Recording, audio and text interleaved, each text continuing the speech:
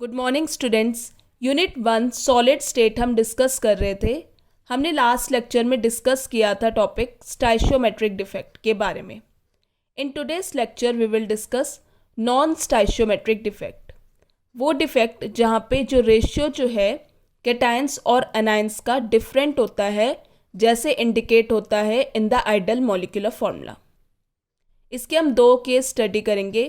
Case first metal excess defect, case second metal deficiency defect. सबसे पहले हम case first discuss करते हैं, मेटल एक्सेस डिफेक्ट। ये दो पार्ट्स हैं इसके, ड्यू टू अनायन वैकेंसीज, और बी पार्ट है due to extra cations in voids. सबसे पहले पार्ट को हम डिस्कस करते हैं, ड्यू टू अनायन वैकेंसीज। जब हमने सोडियम क्लोराइड के क्रिस्टल को हीट करा इन सोडियम वेपर्स, तब हमने देखा कि जो सोडियम एटम्स हैं वो सेटल डाउन हो गए on the surface of crystal.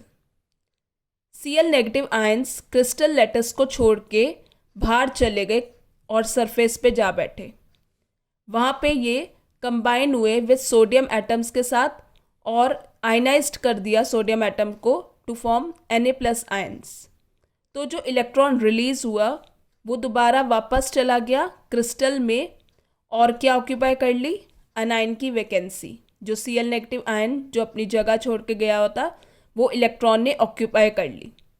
तो ये जो अनायन वैकेंसी जो है ऑक्यूपाई हुई बाय इलेक्ट्रॉन, इसे हम क्या कहते हैं, F सेंटर कहते हैं। इसकी वजह से कलर इम्पार्ट होता है टू द क्रिस्टल। जैसे NaCl का जो क्रिस्टल जो कलर है वो येलो है F सेंटर्स की वजह से, LiCl is pink and KCl is violet. ये जो इलेक्ट्रॉन्स है ये ऑब्जॉर्ब भी करते हैं कुछ radiations corresponding to certain colour from white light. Now students, अब हम दूसरा डिस्कस करते हैं कि due to extra cations in voids.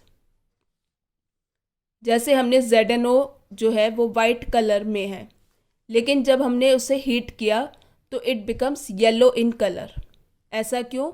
क्योंकि कुछ Zn2+ आयंस ने ऑक्यूपाई कर ली इंटरस्टिशियल वॉइड्स को। वॉइड्स मतलब अभी हमने डिस्कस भी किया था, खाली जगह। और न्यूट्रलिटी मेंटेन करने के लिए electrons are present in the nearby voids. जो साथ के वॉइड्स थे वहाँ पे इलेक्ट्रॉन प्रेजेंट हुए ताकि न्यूट्रलिटी मेंटेन रहे। And oxygen is released. ZnO reversible Zn2+ plus half O2 plus 2 electron. तो इस तरह से हम देख सकते हैं कि Zn2+ ने इंटरस्टिशियल वॉइड्स को ऑक्यूपाई करा और इलेक्ट्रिकल न्यूट्रलिटी क्योंकि हमें मेंटेन रखनी है, तो यहाँ पे इलेक्ट्रॉन्स आए, 2 इलेक्ट्रॉन्स ने नियर बाय वॉइड्स को ऑक्यूपाई करा ताकि इलेक्ट्रिकल न्यूट्रलिटी मेंटेन रह सके। तो इस यहाँ पे क्या है, एक्स्ट्रा कैटायंस वॉइड्स में आ गए। तो ये था केस मेटल एक्सेस डिफेक्ट का। नेक्स्ट केस अब हम डिस्कस करते हैं metal deficiency defects. Metal deficiency defect अब हम डिस्कस करते हैं। ये जो डिफेक्ट जो है ये वो मेटल शो करता है जो वेरिएबल वैलेंसी शो करे, जैसे transition metals, D block elements जो वेरिएबल वैलेंसी शो कर सके, जैसे Fe+2 में भी एग्जिस्ट करता है, +3 में भी। ये वो डिफेक्ट शो करते हैं मेटल्स। ये जो डिफेक्ट है वो यूजली अकर करता है due to missing of a cation from its lattice site, और कैटायन ऑक्यूपाई कर लेता है हाइयर चार्ज का +2 instead of +1 in the adjacent lattice site. तो यहाँ पे क्या हुआ, 2 मोनोवेलेंट कैटायंस रिप्लेस्ड हुए बाय 1 डाइवेलेंट कैटायन ताकि इलेक्ट्रिकल न्यूट्रलिटी मेंटेन रह सके। 2 मोनोवेलेंट कैटायंस मतलब 2 +1 चार्ज जो है हटे और वहाँ पे उसकी जगह क्या आ गया, एक डाइवेलेंट +2 चार्ज का कैटायन आ गया ताकि इलेक्ट्रिकल न्यूट्रलिटी मेंटेन रह सके। Example include FeO, FeS, NiO। Metal deficiency की वजह से कंपाउंड्स जो ऑब्टेन हुए वो नॉन स्टाइशियोमेट्रिक होते हैं। For example, it is difficult to prepare ferrous oxide with the ideal composition FeO। इसलिए हमें क्या मिलता है, Fe0.95O और FeXO, जहाँ पे X क्या है, इक्वल्स टू 0.93 to 0.95।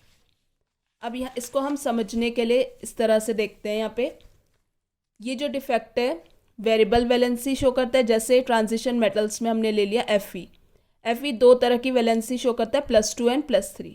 तो हमारे पास सपोज ये क्रिस्टल है FeO का, यहाँ पे 6 Fe है और 6 ही O2 नेगेटिव है। तो रेशियो जो है Fe रेशियो O इज 6:6। तो इस क्रिस्टल में स्टाइशियोमेट्री मेंटेन है। लेकिन डिफेक्ट के बाद क्या हुआ, यहाँ पे हमने रिमूव कर दिए अगर 3 Fe2+ ions from the crystal, तो मैंने कितना चार्ज यहाँ से कम करा, 3 × 2 = 6 +6 चार्ज।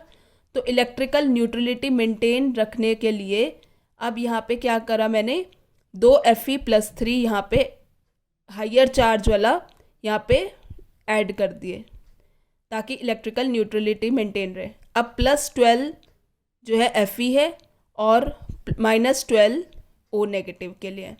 तो लेकिन जब रेशियो जो निकल के आया Fe/O वो 5:6 है। ये कहलाता है मेटल डेफिशिएंसी डिफेक्ट। 1 2 3 4 5 Fe और 6 O है, 1 2 3 4 5 6। तो इसे हम क्या कहते हैं, metal deficiency defect. Now students, अब हम नेक्स्ट देखते हैं इसमें impurity defect. Impurity defect in ionic solids.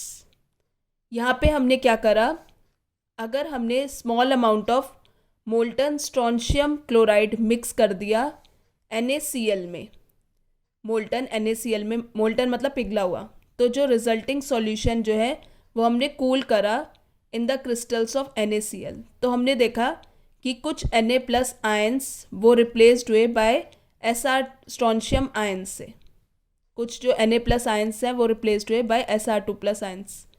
अब यहाँ पे क्या हुआ, इलेक्ट्रिकल न्यूट्रलिटी अभी हम मेंटेन रखनी थी, तो 2 Na+ आयंस वहाँ से 2 Na+ आयंस लेटेस्ट साइड से हटे और एक Sr2+ ने ऑक्यूपाई कर लिया हाइयर चार्ज का, और एक जगह यहाँ पे क्या हो गई, कैटायन वैकेंसी हो गई। तो one of them will be occupied by Sr2+ ion, लेकिन other will remain unoccupied और it will be vacant। तो such vacancies जो है क्रिस्टल लेटस में ये रिजल्ट करते हैं इंक्रीज इलेक्ट्रिकल कंडक्टेंस, क्योंकि certain ions from the neighboring sides can move into this vacant। यहाँ पे क्या हो गया, कैटायन वैकेंसी और होल्स क्रिएट हो गया। तो ये क्या है, इम्प्योरिटी डिफेक्ट्स, जहाँ पे हमने इम्प्योरिटी मिलाई स्ट्रोंशियम क्लोराइड की, किसमें, मोल्टन NaCl के क्रिस्टल में।